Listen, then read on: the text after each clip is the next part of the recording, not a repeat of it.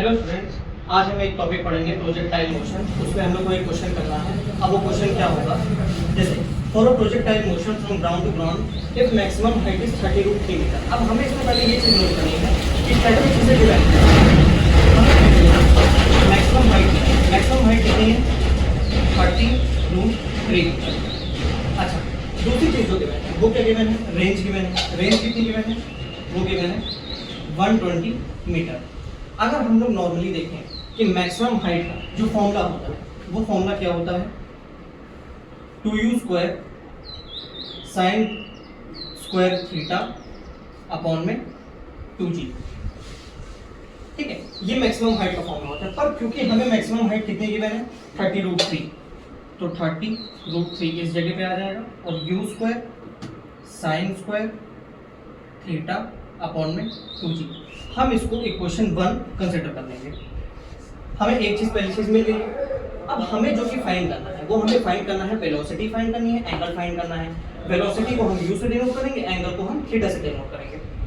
अगर हम लोग पहले थीटा की वैल्यू फाइंड करें, फॉर एग्जांपल अब जैसे हमने हाइट की वैल्यू निकाली, अब रेंज पता करते हैं। रेंज का जो फॉर्मूला होता है वो होता है u² sin 2 थीटा अपॉन में 2g, या फिर इसका एक और फॉर्मूला हम लोग कंसीडर कर सकते हैं, u² 2 sin theta cos theta upon में 2g, ये होता है।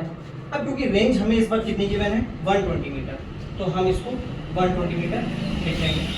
u² 2 sin theta cos theta upon में 2g। ठीक है, हम इसको मानेंगे इक्वेशन 2। अब दिक्कत ये है कि यहाँ पे थीटा है, यहाँ पे थीटा है, हम लोग कैसे निकालें, ना हमें u पता है, ना g पता है, ना हमें क्या कहते हैं sin थीटा cos थीटा की वैल्यू नहीं मालूम है। तो हम क्या करेंगे, इक्वेशन 1 को इक्वेशन 2 से कर देंगे डिवाइड। तो यहाँ पे हम लोग क्या करेंगे, डिवाइडिंग इक्वेशन 1 बाय 2। तो अगर हम लोग ये चीज ऐसे आते हैं तो यहाँ पे क्या लिखेंगे, u² 2 sin theta cos theta upon में 2g। अगर मैं इसको इसी क्वेश्चन से डिवाइड करता हूं तो ये आएगा u² sin square theta upon में g। और यहाँ पे क्योंकि इसकी वैल्यू थी 120, तो इसको 120 से और यहाँ डिवाइड करेंगे 30√3 से। अब धीरे धीरे समझ आएगा। जैसे एक जी से एक जी कैंसिल हो जाएगा। अगर मैं फर्स्ट इक्वेशन को डिवाइड करूंगा, पूरे u² से u² डिवाइड हो जाएगा। ठीक है, यहाँ पे 0 से 0 कैंसिल हो जाएगा, 3 4 जा 12 आ जाएगा। ठीक है, इतनी सी बात आई। अब अगर हम लोग कल देखें तो ये कितना हो जाएगा, ये चीज़ है sin थीटा cos थीटा। अगर मैं इसको कंसिडर करूँ तो ये चीज़ यहाँ पे जाके मल्टीप्लाई हो जाएगी। तो लिखेंगे, एक काम करते हैं, आप लोग पहले नोट कर लीजिए, फिर हम तब तक रफ कर देते हैं ये चीज।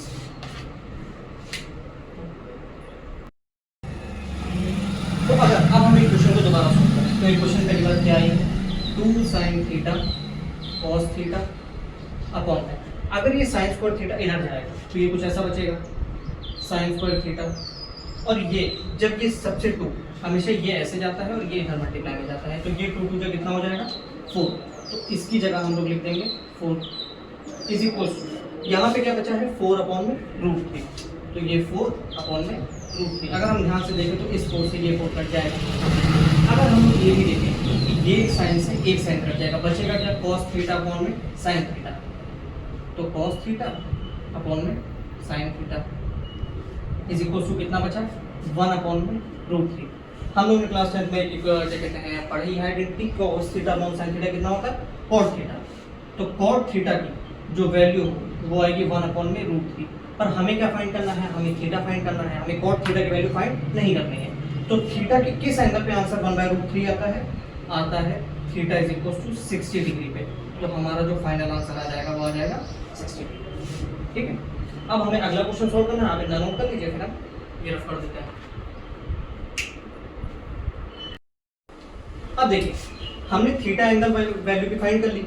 अब हमें फाइंड करना है कि वेलोसिटी क्या होगी। इसका मतलब है अगर मैंने ऐसे स्टोन फेंका, कोई भी projectile motion ground to ground गया, तो हमें ये फाइंड करना है कि वो किस वेलोसिटी से आगे जाएगा। हमने ये तो निकाल लिया कि मान लो मैंने ऐसे एंगल फेंका तो इस थीटा एंगल पे जाएगा, पर हमें फाइंड करना है कि उसकी वेलोसिटी क्या होगी। हमने दो इक्वेशंस बनाई थी, एक इक्वेशन ये बनाई थी, एक इक्वेशन बनाई थी √3 के टर्म्स में, h की।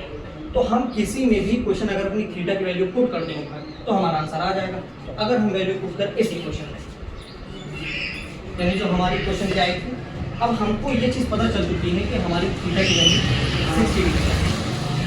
ठीक है, अगर हम थीटा की वैल्यू उठा के 60 डिग्री इसमें पुट कर देते हैं, जैसे हमारी जो इक्वेशन है 120 is equals to u² 2 sin theta, sign की वैल्यू क्या हो जाएगी, sign 60 degree into cos 60 upon में जी की वैल्यू हम लोग इजी कैलकुलेशन के लिए मान के चलते हैं कि हमने 10 ही ले ली।